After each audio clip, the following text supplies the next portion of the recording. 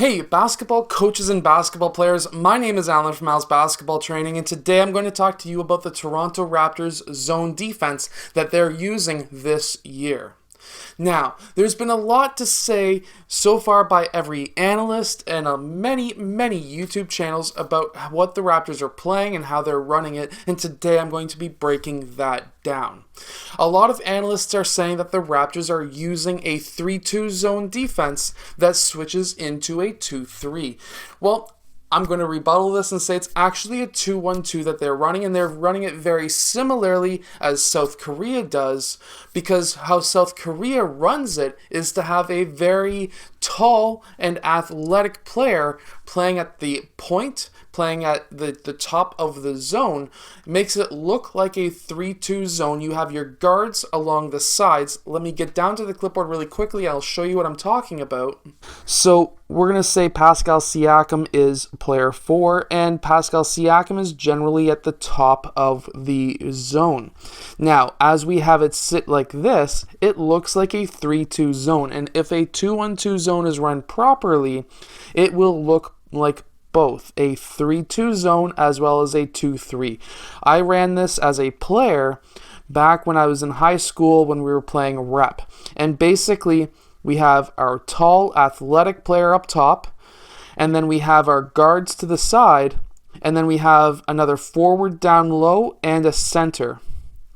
Now, the trick behind this zone is when the ball gets swung over or dribbled over towards this side, that's going to bring player 1 up, and that's going to sink player 4 down, and player 2 is going to come across. Now, sometimes we will see player 4 go over towards that elbow and player 2 sinking down to the elbow. Now, this now makes it look very similar to a man-to-man, which will confuse many players on the court, because a proper man-to-man help defense, especially if the ball goes down into this corner, the zone or the man-to-man is going to be called, or we're going to be having them on elbows and blocks, and that's essentially what you're going to be seeing in this zone many times. And as we just seen, Pascal Siakam just went down into the low post. When this ball gets swung back around up top, we're going to see player 4, which is Pascal Siakam, moving back up top. Now, another thing is when the ball gets passed over towards the wing and we have a cutter, player 4 follows him down. Again, because it's a 2-1-2 and not a 3-2 zone or a 2-3. Because when he goes down low, a lot of coaches, a lot of analysts, even color commentators on TV will say, oh, look, they just switched into a 2-3. Well, that's actually a 2-1-2. So let me break down how to run a 2-1-2 really quickly. So basically, a 2-1-2 zone can be played a couple of different ways.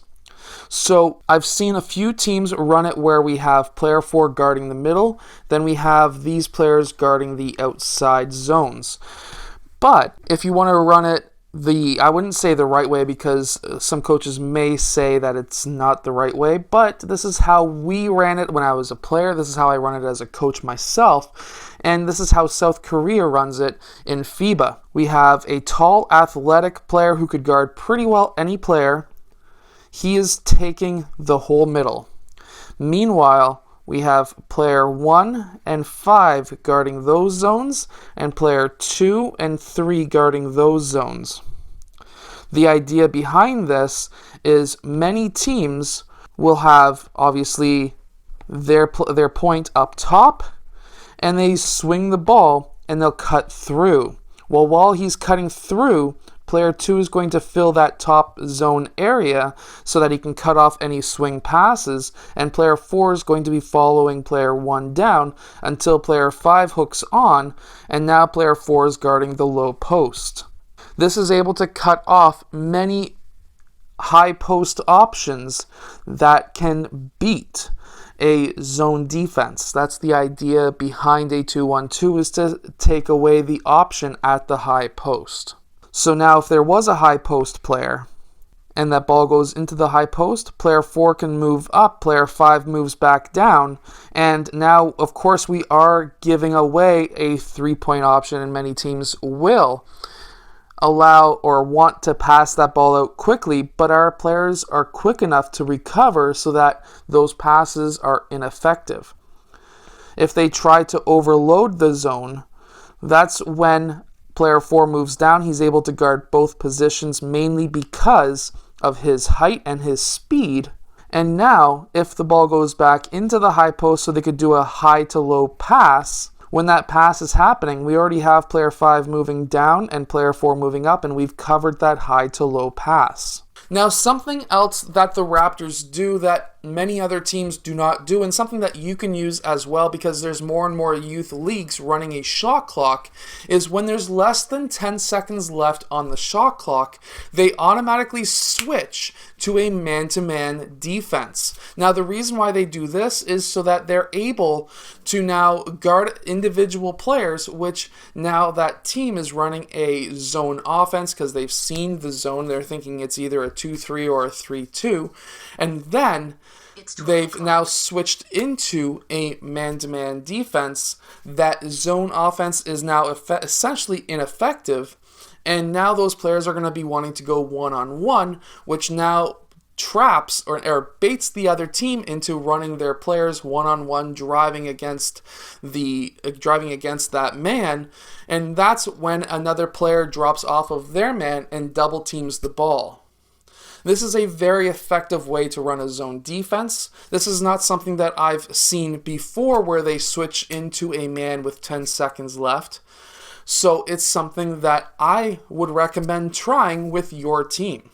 You don't necessarily have to run a 2-1-2 zone defense. You could run whatever zone defense that you would like. You could even run my Unbeatable basketball defense that you can purchase down in the link in the description below. Definitely something that you're going to want to try because there's a double team from the free throw line and below in the Milwaukee Bucks. I have a video of it somewhere on this channel where the Milwaukee Bucks actually used it against the Toronto Raptors last year in the playoffs for a couple of possessions. So definitely go check that out. Definitely try this strategy that Nick Nurse and the Toronto Raptors are using. I hope that you have enjoyed today's video. If you have, hit that like button and subscribe. And I'll see you guys again later on today for the second video of the day.